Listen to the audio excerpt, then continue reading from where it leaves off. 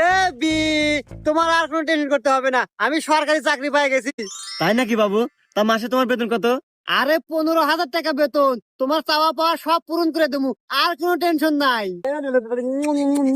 বাবা দেও আমাকে কিছু, তোমরা দেও, আমি 3 দিন হলে কিছু খাই না বাবা।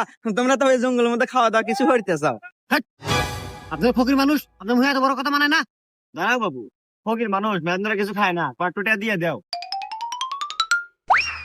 এই ফকিরের নাকি জঙ্গলে এসে শান্তি নাই, এই বিক্রি কয়টাই না জানি কামাই হারান।